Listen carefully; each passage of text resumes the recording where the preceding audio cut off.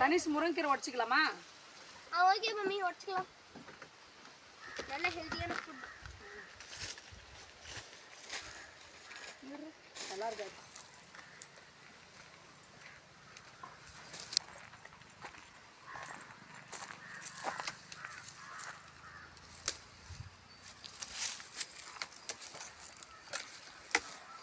போதும். Hi, welcome to our channel. நம்ம சேனலில் இன்றைக்கி ஒரு ஹெல்த்தியான ரெசிபி தான் பார்க்க போகிறோம். நம்ம நிலத்துல வந்து தான் செய்ய போகிறோம். கோதுமை மாவில், ரேஷன் கோதுமை மாவில் தான் இன்றைக்கி வந்து ரொட்டி செய்ய போகிறோம். அதுக்கு வந்து முருங்கீரை உடச்சியாச்சு. இப்போ நம்ம போயிட்டு செஞ்சுனே பார்க்கலாம்.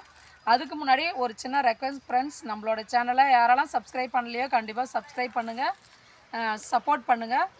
சரி வாங்க, இப்போ எப்படி செய்கிறதுன்னு பார்க்கலாம். நிலத்தாண்ட வந்தாச்சு.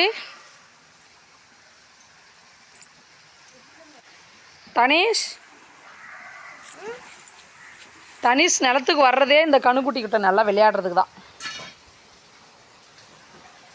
ஃபஸ்ட்டு இது பிடிக்கலன்னு அழுந்துன்னு தானே இருந்த, இப்போ பிடிச்சிருக்கா?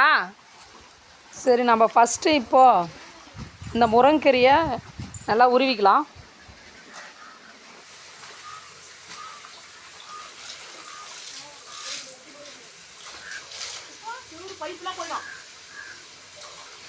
இந்த மாதிரி தனித்தனியாக இலையாக எடுத்துக்கணும்.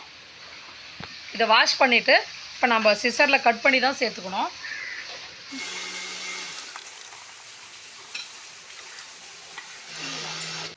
ஹாய் ஃப்ரெண்ட்ஸ், இன்றைக்கி நம்ம கோழி அவி வைக்க போகிறோம்.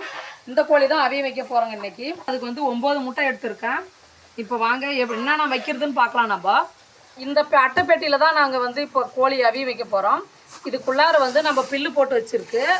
இந்த பில்லு அடியில் முடி கொஞ்சம், விறகு கறி கொஞ்சம், ஒரு மிளகாய், இரும்பு, இது எல்லாத்தையும் நம்ம இப்போ அடியில் வைக்க போகிறோம்.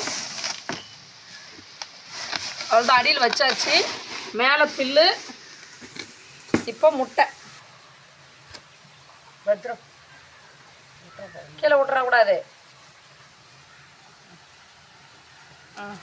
இப்படியே வச்சுருத்தாங்க. அவ்வளோதான், 9 முட்டை வச்சுருக்கு. இப்போ கோழி பிடிச்சின்னு வந்து இதில் வச்சிடலாம். கோழியும் வைக்க போகிறேன் இப்போ உள்ள.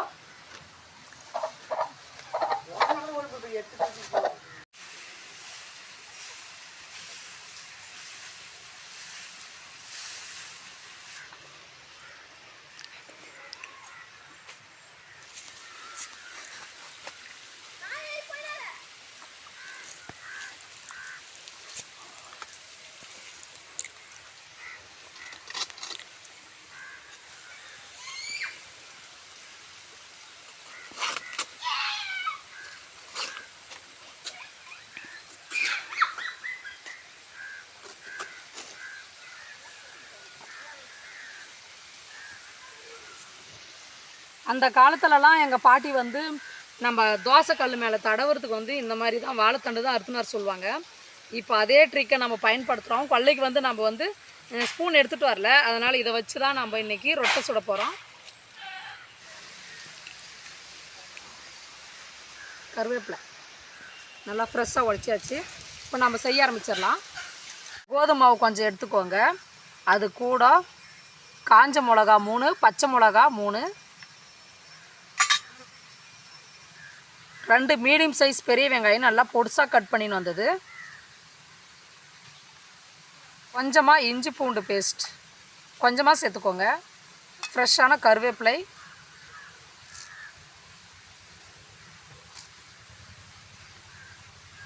நல்லா வறுத்த கடலை.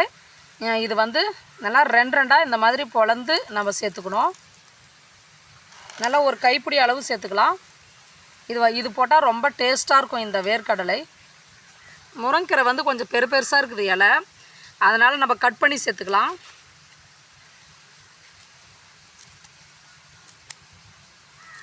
நல்லா ஒரு கைப்பிடி அளவுக்கு போட்டால் சூப்பராக இருக்கும். முருங்கீரை கட்டாயம் சேர்த்துக்கோங்க. இதுக்கு இந்த ரொட்டிக்கு வந்து முருங்கைக்கீரை, வடகம், இந்த வேர்க்கடலை இதுதான் ரொம்ப டேஸ்ட் கொடுக்கும்.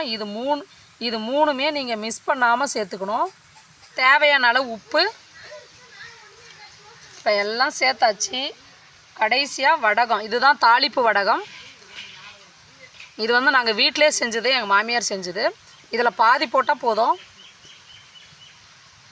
ஏன்னா மாவு வந்து நான் கொஞ்சமாக தான் எடுத்துருக்கிறேன், ஒரு 1/4 கிலோவுக்கு மிச்சம் தான் எடுத்திருக்கேன். அதனால் இந்த அளவுக்கு வடகம் போதும். நல்லா தூள் பண்ணி இந்த மாதிரி தூள் பண்ணி சேர்த்துக்கணும்.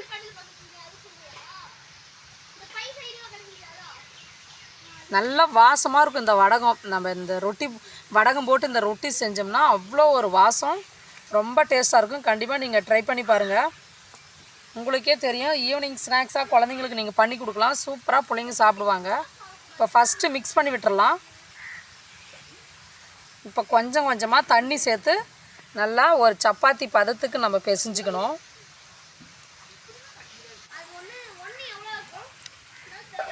கொஞ்சம் கொஞ்சமாக தண்ணி ஊற்றி நம்ம பிசைஞ்சிக்கலாம். அவ்வளோதான் பாருங்கள், நல்லா பிசைஞ்சிட்டேன். இந்த அளவுக்கு இருந்தால் போதும்.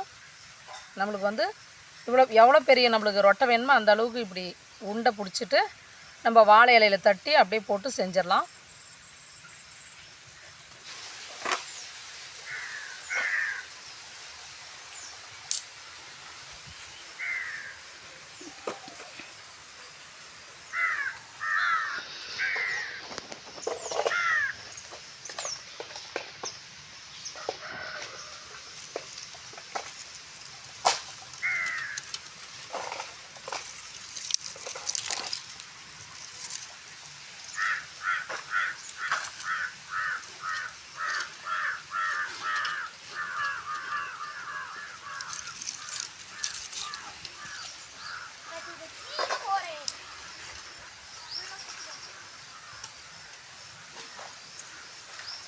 இப்போ நம்ம ரொட்டைக்கு இந்த மாதிரி ஒரு இலை இல்லைன்னா காட்டன் கிளாத் அப்படி எடுத்துக்கலாம். நான் வந்து இன்றைக்கி இலை எடுத்திருக்கேன். ஒரு தட்டு மேலே வச்சுட்டு எண்ணெய் லைட்டாக தடவிக்கலாம்.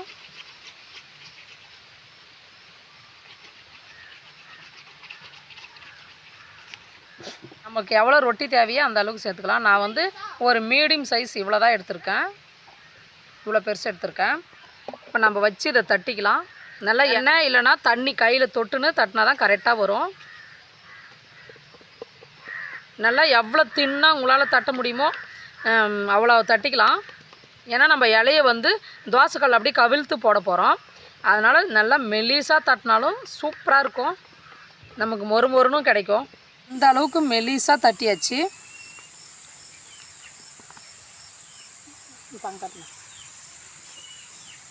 எண்ணெய் காஞ்சதும் இந்த இலையை இப்படி நல்லா அடியில் கை வச்சு எடுத்துட்டு இப்படி போட்டு ஒரு நிமிஷம் கழித்து எடுத்துக்கலாம். இப்படி இப்படி எடுத்தால் சூப்பராக வந்துடும்.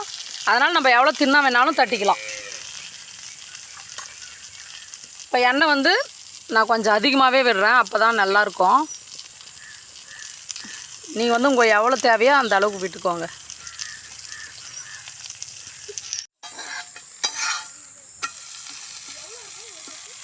ஒரு 2 நிமிஷம் கழித்து வெந்ததும் திருப்பி போட்டு வேக வச்சுக்கோங்க.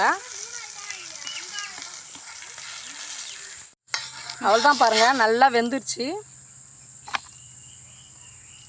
சூப்பராக வெந்துருச்சு பாருங்கள். நல்லா இந்த மாதிரி கலர் வந்து இந்த மாதிரி மாறணும். இந்த டைமில் நம்ம எடுத்துட வேண்டியது தான். செம்மையான ஒரு ஈவினிங் ஸ்நாக்ஸ் ரெசிபி ரெடி ஆயிடுச்சு பாருங்கள். இப்போ இதே மாதிரி எல்லாத்தையும் போட்டு எடுத்துக்கலாம்.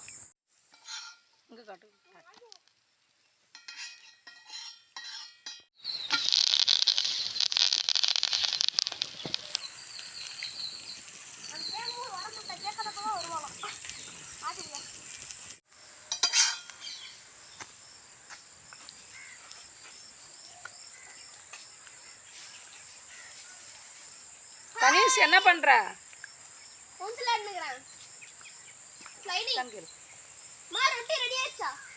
ஆயினேக்கு தாங்க, அவ்வளோதான் தரேன் இரு. சரி தனிஷா ஆயா கிட்ட கொடு.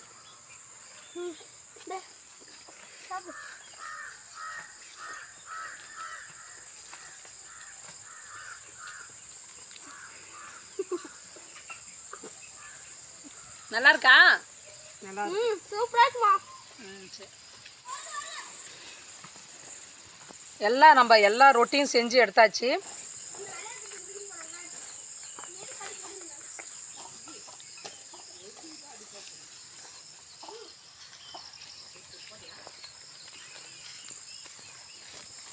செம்ம சூப்பராக இருக்குது. அந்த வடக வாசனை நல்லா டேஸ்ட்டாக இருக்குது.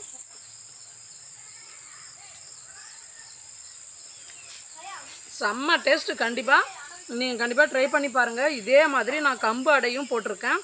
அது இன்னமும் ஹெல்த்தி. அதுவும் நான் மேலே வந்து ஐகானில் கொடுக்குறேன், நீங்கள் பார்த்துக்கோங்க. இந்த ரெசிபி உங்களுக்கு பிடிச்சிருந்துச்சின்னா மறக்காமல் லைஃப் இன் வில்லேஜ் சமையலை சப்ஸ்கிரைப் பண்ணுங்கள், ஷேர் பண்ணுங்கள், கமெண்ட் பண்ணுங்கள், லைக் பண்ணுங்கள். பாய்.